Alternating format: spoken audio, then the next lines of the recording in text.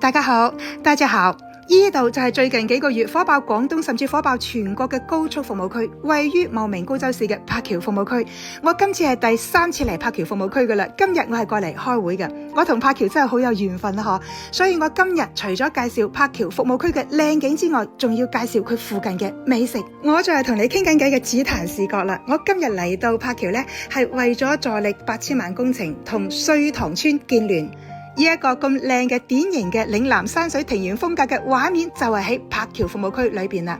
柏橋服務區之所以可以火爆呢，就係因為佢打破咗我哋以前對高速服務區嘅常規認知。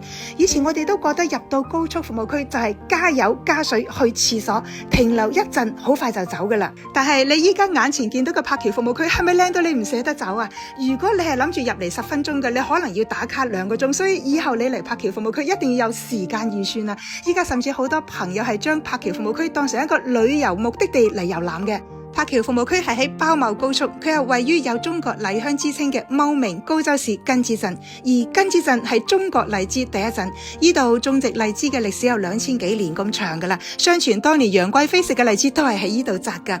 依家你睇到嘅係柏橋服務區嘅未來館。喺柏橋服務區除咗有好靚嘅風景之外呢，佢仲有好多館嘅。你行到上2樓，佢有好多嘅非遺館同埋數字非遺館，甚至有非遺體驗館。呢度展覽嘅就係茂名、高洲、化州好多嘅非遺。依家啱好係放暑假，好多家長係帶住自己嘅小朋友，甚至係親戚屋企嘅小朋友一齊嚟到柏橋服務區，將呢度當成一個免費嘅4級旅遊景區咁嚟遊覽嘅。柏橋服務區唔單止日景靚，夜景仲靚啊！我視頻嘅最尾再俾你睇夜景。依家你見到嘅就係荔枝造型嘅柏橋服務區嘅建築造型。依家講食啦，我強烈同你推薦喺柏橋服務區嘅後邊有依間知青飯堂，好近嘅啫。我已經食咗5、6次嘅啦，今次卒之記得同你講啦。據講依間知青飯堂係茂名食品公司開嘅，食材有保證，而且佢非常之具有茂名高洲呢邊嘅特色。好似呢個粥啦，係豬嘅皮嘅嗰層皮煲嘅粥，有少少苦嘅。咁呢個係魚乾炒河蝦，係咪啊？轉到嚟我面前都冇咗一大半啦，你話好唔好食啊？總言之，你信我，你嚟到柏橋服務區，佢裏邊都有快餐嘅，咁你都可以行過嚟後邊嘅知青飯堂嚟品嘗茂名當地嘅特色。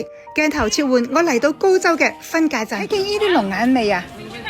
儲糧龍眼，依家我喺茂名啊！儲糧龍眼，講真我未食過，你哋有冇食過啊？你覺得係儲糧龍眼好食，定係我哋嘅石硤龍眼好食啊？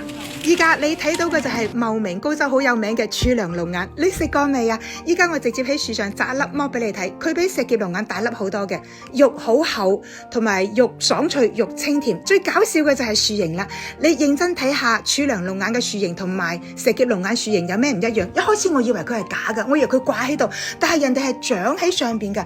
儲糧龍眼咧，佢係就咁一串串一抽抽，佢生得好矮嘅。你諗下石硤龍眼好高噶嘛，你想偷龍眼都摘唔到噶嘛。呢棵就係儲糧龍眼嘅母樹，哇，好龐大啊！據講好多龍眼都係由呢棵母樹嫁接出去嘅。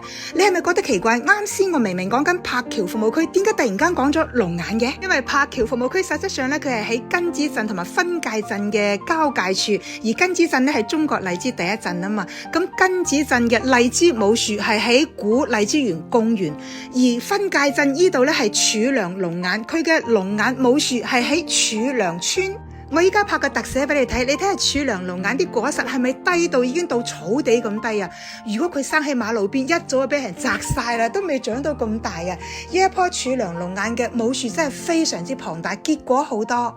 依家我再俾你睇我拍嘅柏橋服務區嘅夜景，啱啱喺天入黑嘅時候，天空有藍調嗰時拍低嘅。咁呢個鏡頭嘅位置咧，同視頻一開始拍嘅柏橋服務區嘅位置係一樣嘅，所以我講柏橋服務區嘅日景好靚，夜景更加靚啊！柏橋服務區嘅特色就係開放模式，佢同傳統服務區嘅封閉管理係唔一樣嘅。柏橋服務區喺廣東省係首創咗高速旅客同埋當地遊客共享嘅開放模式。柏橋服務區玩完之後呢，附近仲有幾個景點可以遊覽，而且有得食有得住嘅。我已經係第3次介紹柏橋服務區啦，你記得過嚟打卡啊！多謝你嘅點讚，拜拜。